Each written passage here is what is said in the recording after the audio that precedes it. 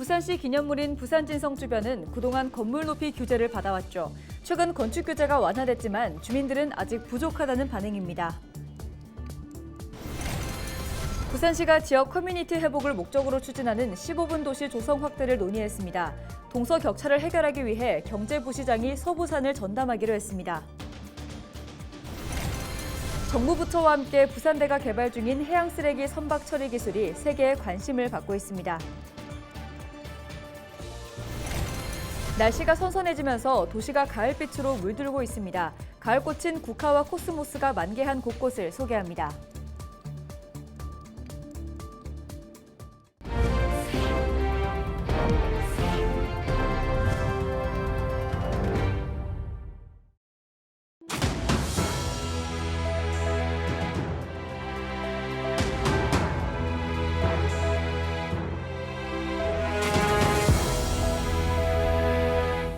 시청자 여러분 안녕하십니까? 헬로티비 부산 뉴스입니다.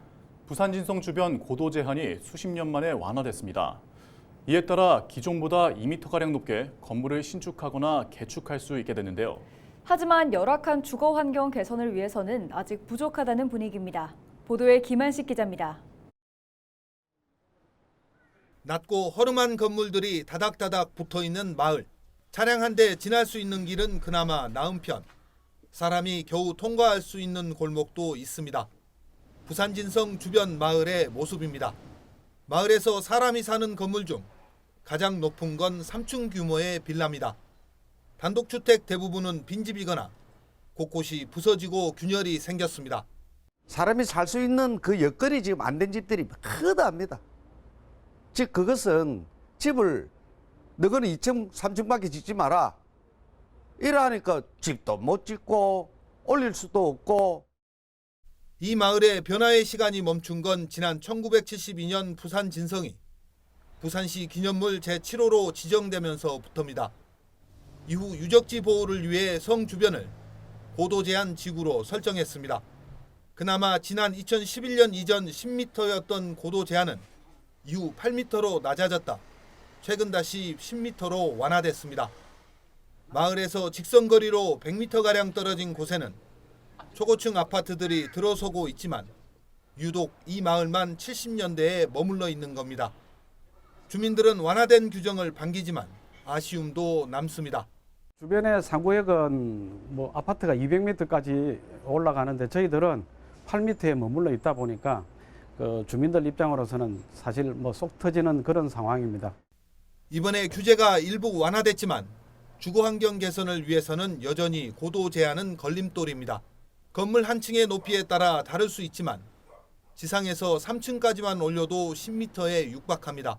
이 때문에 집을 팔려 해도 사려는 사람이 전무한 실정입니다. 여기에 동구의 또 다른 지역인 삼복도로 역시 고도 제한 지역으로 묶여 있습니다. 주거환경 개선을 위해서는 재개발과 재건축 등이 필요한데 고도 제한에 발목이 잡혀 있습니다. 삼복도로 고도 제한 해제 문제도 같이 또 연계가 되어야 되고, 특히 이 부산 진성 고도 제한 이 해제는 주민들이 생각할 때는 아직은 좀 미흡한 수준이다. 더 완화가 되어서 실질적인 지역 발전에 도움이 되는. 동구는 이번 고도 제한 완화를 변화의 첫걸음을 내디뎠다는 점에 의미가 깊다고 평가했습니다. 이런 만큼 용역을 통해 주거환경 개선과 부산시 기념물인 부산 진성을 보존하는 방안을 동시에 마련하겠다고 밝혔습니다. 헬로티비 뉴스 김한식입니다. 날씨가 선선해지면서 도시 곳곳이 가을빛으로 물들고 있습니다. 특히 가을꽃이 만개해 시민들의 눈을 즐겁게 하는데요. 안수민 기자가 황홀한 가을의 정취를 담아왔습니다. 해운대 군함로에 국화꽃밭이 펼쳐졌습니다. 국화를 비롯해 크기와 종류, 색깔이 제각각인 2만여 분의 꽃들이 향기로움을 전합니다. 올해 처음 마련된 해운대 국화 꽃축제. 동화나라를 주제로 대형 꽃조형물로 탄생한 오즈의 마법사 속 주인공이 가장 먼저 시선을 사로잡습니다. 곳곳에 마련된 포토존도 이상한 나라의 앨리스, 어린 왕자 등을 소재로 꽃화단과 장식품이 만들어져 재미를 더합니다. 특히 우리나라 동화인 햇님 달림 속 초가집 앞은 외국인 관광객들이 북적입니다. 행인들은 휴대전화를 꺼내들고 곳곳에서 추억을 남기느라 분주합니다. 지금 해놨는 이게 너무 이쁘지 않아요? 너무 이뻐가지고 어디서 찍어야 될지 모르겠어요. 우리 지금 집에다가 사놓으려 하거든. 사러 가자고 언니하고 얘기하고 있는 중인데. 더욱 한적하게 가을꽃을 즐길 수 있는 곳도 있습니다. 바람이 불자 분홍빛 물결이입니다. 3,234제곱미터, 1000여 평 부지에 코스모스가 만개했습니다. 원래 이곳은 학교 유휴부지였습니다. 그런데 지자체 녹화 사업이 추진되면서 이처럼 코스모스 군락지로 변신했고 이달 초 개방됐습니다. 기장군 정관읍 아파트 단지 사이에 자리 잡고 있어 주민들은 멀리 가지 않고 가을의 정취를 만끽합니다. 여기 이제 집이 여기 이 아파트다 보니까 이제 오다 가다 이제 한 번씩 들리고 하거든요. 참 좋네요 보니까. 가을의 전령사 국화와 코스모스가 도심 속에서 깊어지는 계절의 낭만을 더하고 있습니다. 헬로티비 뉴스 안수민입니다. 부산시가 15분 도시를 부산 전역으로 확산하려는 논의에 들어갑니다. 박형준 시장은 12일 오후 현대미술관에서 15분 도시 고도화 추진보고회를 열고 신평, 장림생활권을 방문해 전략계획을 수립했습니다. 보고회는 교육과 창업, 복지, 문화 등 핵심 시설과 프로그램 고도화 방안에 대한 토의로 이어졌습니다. 보고회에서 박 시장은 동서격차 해결을 위해 서부 3만을 따로 들여다보며 이 문제를 전담해 풀어나가야 한다고 밝혔습니다. 15분 도시는 지역 커뮤니티 회복과 활성화로 시민 행복 도시를 조성하는 것을 목표로 지역 대표 생활권을 조성하고 개별 계획을 수립하는 차원으로 진행됩니다. 최근 사업장 관리 부실 등 지적이 잇따랐던 부산시가 공공시설 건설 현장의 공사 과정을 동영상으로 촬영해 관리하기로 했습니다.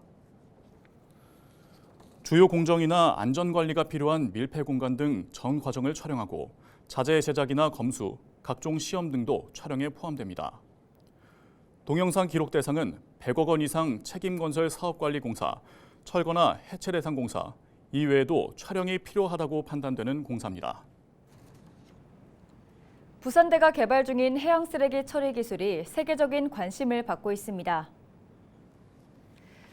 부산대학교 수소선박기술센터는 지난 9일 개막한 AIS 포럼에서 해양 쓰레기 처리 수소선박 개발 사업을 소개했습니다.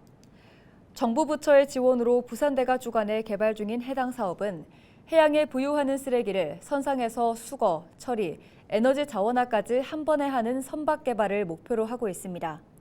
포럼 의장국인 인도네시아는 이미 이 선박의 자국 활용 방안을 검토 중입니다. 인도네시아 측은 포럼 참가국에게 해당 기술을 소개해 태평양과 인도양 등 해양 쓰레기로 고통받는 국가의 활용을 위한 논의도 이어졌습니다.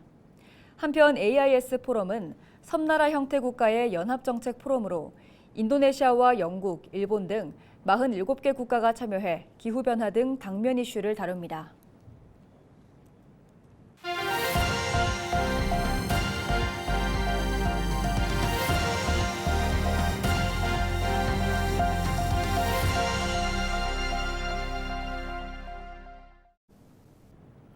지역 소멸을 막아라. 케이블 TV 공동기획보도 순서입니다. 이번 시간에는 지방분권의 현주소와 과제를 짚어볼 텐데요. 먼저 지방정부와 지방의회 간의 갈등 사례를 통해 지방분권의 현실을 들여다보겠습니다. 딜라이브 조성협 기자의 보도입니다. 지난 4월 서대문구의회 민주당 의원 2명에 대한 국내 연수비 유용 혐의가 불거졌습니다. 그러자 서대문구청은 급히 연간 감사 계획을 수정해 의회를 종합감사하겠다고 나섰습니다. 근거는 공공감사에 관한 법률과 서대문구 자체감사규칙 제3조였습니다. 또 감사원의 유권 해석도 근거로 작용했습니다. 감사원의 감사 관련 질의 응답에서는 지방자치기구의 장애 소속 자체감사기구가 지방의회 소속 직원에 대한 자체감사를 수행하는 것이 바람직하다고 답변이 났습니다. 의회 사무국은 감사의 회피나 기피의 대상의 기관이 아니라는 말씀을 드립니다. 명분은 그랬지만 실상은 조금 달랐습니다. 서대문구의회 민주당 의원들로 구성된 서부선 특위에서 구청장을 허위사실 유포로 고발하자 구청이 맞대응한 것이란 의견이 지배적이었습니다. 종합감사에 반발한 민주당 의원들은 한 달 가까이 추경 예결위를 보이콧하며 맞섰습니다. 지방자치제를 전면 거부하고 시대를 역행하는 행위인 거죠. 집행부가 지방의회를 감사함으로써 어떤 활동을 위축시키고 이런 발상한다는 것 자체가 그 민주주의, 지방자치에 대한 소용이 전혀 기본적 소용이 없다. 결과적으로 이 같은 정쟁으로 인해 애꿎은 의회 사무국 직원들만 피해를 당했습니다. 의회 일을 하지만 구청 소속인 직원들은 구청과 의원 간 갈등 속 극심한 스트레스를 호소했고 인사평가에서도 낮은 점수를 받으며 고통을 감내해야 했습니다. 서울 마포구에서도 지방정부와 지방의회 간 갈등이 폭발했습니다.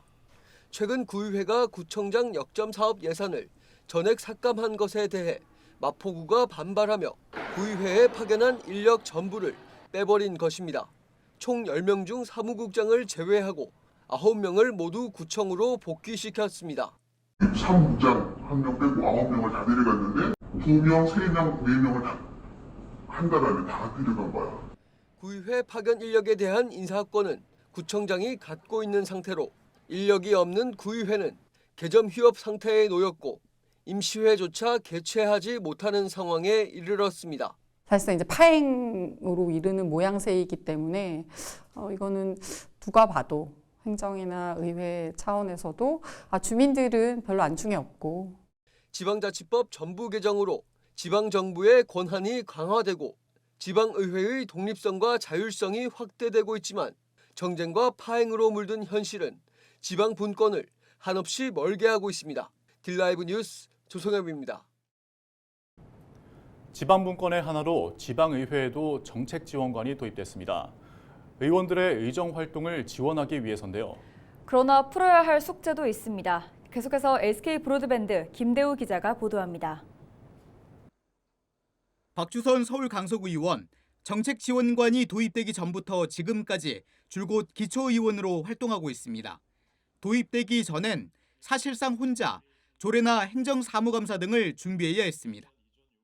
의원 개개인의 역량 강화, 능력 향상에 좀 큰 도움이 되지 않았나 이렇게 생각을 합니다. 예전에는 혼자 모든 걸 다 해야 되는 상황이었었거든요. 정책 지원관이 도입되면서 지원관들의 다양한 전문적 지식이 아무래도 의원들 전문성 강화에 좀 도움이 되지 않았나. 광역의원인 김경 서울시 의원도 정책 지원관 도움을 톡톡히 받고 있습니다. 혼자 하기 어려운 의정활동을 지원관과 함께 해결하고 있습니다. 공항 고도 제한 문제가 있었는데요. 6월 말에 아이카오에서 발표한 초안이 왔었고 그래서 제가 그거 관련해서 지금 우리 서울시에서 어떻게 준비하느냐라고 질문을 했었는데 담당자가 없다는 거예요. 오세훈 시장께 시정 질문을 해야 되겠다. 그런데 시간이 한 이틀밖에 안 남아 있는 거예요. 근데 만약에 정책 지원관이 없었다면 제가 그런 자료를 수집하고 정리하는 것을 혼자 하기에는 버거웠을 겁니다. 현행법상 지방의회는 의원수의 2분의 1 범위에서 정책 지원관을 둘 수 있습니다.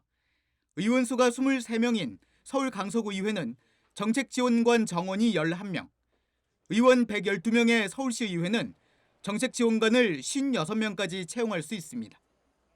반면 국회의원은 관련 법에 따라 의원 1명당 보좌관 2명, 선임비서관 2명 등 공식적으로 8명의 보좌 직원을 둘 수 있습니다. 지방의회 정책 지원관을 더 늘려야 한다는 주장, 바로 이런 이유에서입니다. 2인 1명의 그 지원관 제도를 갖고는 지금 막대한 그런 예산 규모라든가 사업이라든가 그런 것들 의정 활동하는데 전문성이 참 뒤떨어지는 건 사실입니다. 그래서 1인 1 보좌관으로 해서 별정직으로 전환해서 업무를 좀 더욱더 의원하고 매칭이 돼서 더 보좌 인력으로 좀 지원 시스템이 좀 바뀌어야 된다. 그렇게 볼 수 있습니다. 상당수 정책 지원관도 정원을 늘리는 데 동의합니다. 법을 바꿔야 하는데 발의된 개정안은 아직 국회에서 처리되지 않고 있습니다. BTV 뉴스 김대우입니다. 10일 새벽 강서구 대조동의 한 금속 공장에서 화재가 발생했습니다. 10일 새벽 3시 42분쯤 시작된 불로 2층 사무실 30제곱미터가 모두 불에 타 3천여만 원의 재산 피해가 났습니다. 늦은 새벽 공장 내에 사람이 없어 인명피해는 없었습니다.